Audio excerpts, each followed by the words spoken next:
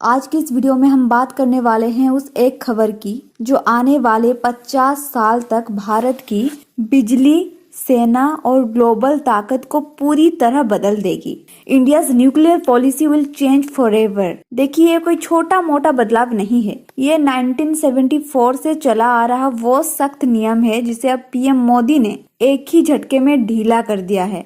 अगर आप सोच रहे हैं कि अरे ये क्या नियम है, तो हमारे साथ इस वीडियो में आगे बने रहे। नमस्ते दोस्तों, मैं ऐश्वर्या।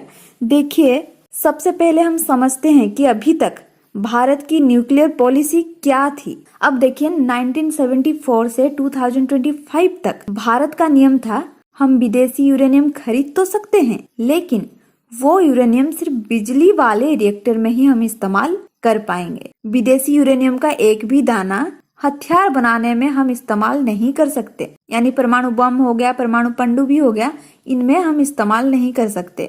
हथियार बनाने के लिए हम अपना देसी यूरेनियम इस्तेमाल करते थे। देखिए, भारत के पास यूरेनियम है, लेकिन बहुत ही कम है और इसकी क्वालिटी भी बहुत ही खराब है। इसका मतलब 1 किलो काम का यूरेनियम निकालने के लिए कई कई टन मिट्टी खोदनी पड़ती थी। खर्च भी बहुत ज्यादा आता था, प्रोडक्शन बहुत स्लो होता था, मिलिट्री प्रोग्राम को जरूरत से कम फ्यूल मिलता था और इसीलिए भारत का सैन्य न्यूक्लियर प्रोग्राम हमेशा एक फ्यूल शॉर्टेज मोड में चलता रहा। बिजली बनाने के लिए तो हम दुनिया भर का अच्छा यूरेनियम खरीद सकते थे, लेकिन परमाणु बम बनाने के लिए सिर्फ कमजोर, कम मात्रा वाला देसी यूरेनियम ही इस्तेमाल करना पड़ता था। और इससे क्या होता था कि भारत हथियार तो बना सकता था, पर उतनी तेजी और क्षमता से नहीं जितनी अमेरिका और चीन जैसे देश बना सकते हैं। साथ ही साथ भारत की सबमरीन फ्लीट भी धीरे चलती थी क्योंकि फ्यूल लिमिटेड था। तो ये तो गया पुराना नियम। अब ये भी जान लेते हैं कि आखिर ये नियम क्यों था। देखिए, ये दुनिया को दिखाने के लिए था कि भारत परमाणु हथियार शांतिपूर्ण और जिम्मेदारी से रखता है। इससे अन्य देश हम पर भरोसा कर सकें और हमें सिविलियन यूरेनियम बेच सकें। देखिए, न्यूक्लियर सप्लायर ग्रुप एनएसजी और अमेरिका ने 2008 में इंडिया यूएस न्यूक्लियर डील इसी शर्त पर माना था। अब देखिए, 25 नवंबर 2025 को पीएम मोदी ने एक बंद कमरे की मीटिंग में ये फैसला लिया है कि अब विदेश से आने वाला यूरेनियम हमारे सिविलियन और मिलिट्री दोनों प्रोग्राम में इस्तेमाल हो सकता है। मतलब अब रूस, कनाडा, ऑस्ट्रेलिया, फ्रांस से जो शुद्ध और हाई ग्रेड यूरेनियम आएगा वो सीधे हमारी परमाणु पनडुब्बियों में भी डाल सकते हैं। और ये 1974 के बाद पहली बार हुआ है कि भारत ने अपनी सिविल मिलिट्री दीवार को ढीला किया है। तो देखिए, ये बदलाव भारत के लिए गेम चेंजर कैसे बन सकता है। इससे भारत को क्या क्या फायदा हो सकता है। तो पहली बात, इससे परमाणु पनडुब्बियों की संख्या बढ़ जाएगी। अभी हमारे पास सिर्फ 2 पनडुब्बियां चल रही हैं क्योंकि अच्छा यूरेनियम कम था। 2035 तक 6 और बन जाएंगी। यानी हिंद महासागर में चीन की कोई भी चाल आसानी से नहीं चलने वाली। इससे भारत 24 घंटे पूरे समुद्री इलाके पर निगरानी और डोमिनेशन रख पाएगा। अभी तक भारत के 24 न्यूक्लियर रिएक्टर क्या करते थे कि 100% पर नहीं चलते थे क्योंकि फ्यूल कम मिलता था। इसीलिए 60-70% कैपेसिटी पर इलेक्ट्रिसिटी बनती थी। लेकिन अब बड़ा और लगातार फ्यूल सप्लाई मिलेगा, सभी रिएक्टर 100% पर चल सकेंगे। इसका सीधा फायदा यह है कि अब 2032 तक न्यूक्लियर बिजली 22,000 मेगावाट से बढ़कर 40,000 से 50,000 मेगावाट तक हो जाएगी। मतलब पूरे देश में सस्ती बिजली, स्टेबल बिजली, कम कोयला जलाने की जरूरत। यानी दिल्ली, मुंबई जैसे शहरों में 24 घंटे सस्ती और क्लीन बिजली आएगी। साथ ही साथ भारत अब दुनिया का सबसे बड़ा न्यूक्लियर फ्यूल खरीदार बनेगा।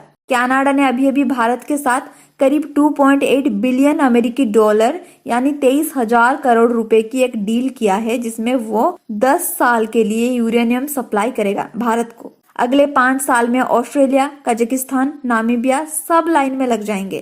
कीमत अपने आप कम हो जाएगी। यानी छोटे मॉड्यूलर रिएक्टर का रास्ता खुल गया समझो। अब भारत और कनाडा मिलकर 200-300 मेगावाट के छोटे रिएक्टर बनाएंगे जो पहाड़ों में, आइलैंड्स में, आर्मी बेस पर भी लग सकेगा। साथ ही साथ चीन और पाकिस्तान की नींद तो उड़ी समझो, क्योंकि अब भारत के पास सेकेंड स्ट्राइक कैपेबिलिटी कई गुना मजबूत हो जाएगी। मतलब दुश्मन हमला भी कर दे तो भी हम जवाब दे सकेंगे। देखिए, अब भले ही ये बदलाव भारत के लिए बहुत बड़ा फायदा है, लेकिन कुछ लोग इसे लेकर डर या विरोध भी दिखा रहे हैं। विरोध करने वालों का ये कहना है कि ये तो एनपीटी यानी न्यूक्लियर नॉन प्रोलिफरेशन ट्रीटी के खिलाफ है। उनका कहना है कि अगर इंडिया मिलिट्री में विदेशी यूरेनियम इस्तेमाल करेगा तो एनपीटी का नियम टूटेगा। देखिए, एनपीटी क्या है? एनपीटी है दुनिया की एक बड़ी परमाणु संधि। उस संधि में ये कहा गया है कि 1970 से पहले जिन देशों के पास हथियार थे वो न्यूक्लियर वेपन स्टेट कहलाएंगे, लेकिन बाकियों को हमेशा के लिए हथियार नहीं रखने दिया जाएगा। सिर्फ 5 देशों के पास हमेशा परमाणु हथियार रहेंगे। वो देश हैं USA, Russia, China, France and UK, और बाकियों को हमेशा रोक दिया जाएगा। लेकिन भारत ने कहा हम बराबरी चाहते हैं, गुलामी नहीं, और इसीलिए भारत ने एनपीटी कभी भी साइन नहीं किया था। भारत ने कभी एनपीटी साइन किया ही नहीं था, जिसके हम सदस्य ही नहीं थे, तो उसका नियम हमें रोक भी नहीं सकता ना। ये तो गया विरोधियों का पहला विरोध। दूसरा ये है कि उनका कहना है अगर यूरेनियम मिलिट्री में गया तो दुनिया गुस्सा हो जाएगा। अब देखिए, दुनिया गुस्सा हो इससे हमारा क्या? देखिए, दुनिया के सभी जो बड़े बड़े देश हैं, अमेरिका, रूस, चीन, फ्रांस, ये सब अपने विदेशी यूरेनियम को मिलिट्री प्रोग्राम में इस्तेमाल करते हैं।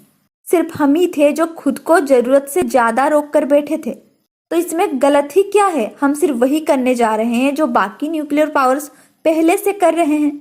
तो ये था विरोधियों का 2 बड़ा विरोध। अब देखिए, अगर हम इतिहास को देखें तो 1974 में इंदिरा गांधी ने पहला पोखरण टेस्ट किया था। तभी दुनिया ने हमें ब्लॉक कर दिया, अलग थलग कर दिया। 2008 में मनमोहन सिंह ने अमेरिका के साथ न्यूक्लियर डील करके बिजली वाले रिएक्टरों के लिए रास्ता खोल दिया। और अभी 2025 में नरेंद्र मोदी जी ने वो आखिरी ताला खोल दिया जो हमारे मिलिट्री न्यूक्लियर प्रोग्राम को रोक कर रखा था। 3 पीढ़ियां, 3 प्रधानमंत्री, और अब भारत पूरी तरह से न्यूक्लियर तौर पर आजाद है। ये वो दिन है जब भारत ने दुनिया को बता दिया अब हम किसी से डरते नहीं हैं, हम अपनी शर्तों पर न्यूक्लियर पावर बनेंगे। वीडियो अच्छी लगी तो वीडियो को लाइक करें, अपना विचार हमें कमेंट में जरूर बताएं, और इस वीडियो को शेयर करें ताकि हर हिंदुस्तानी को ये बात पता चले। तो मिलते हैं अगली वीडियो में। जय हिंद।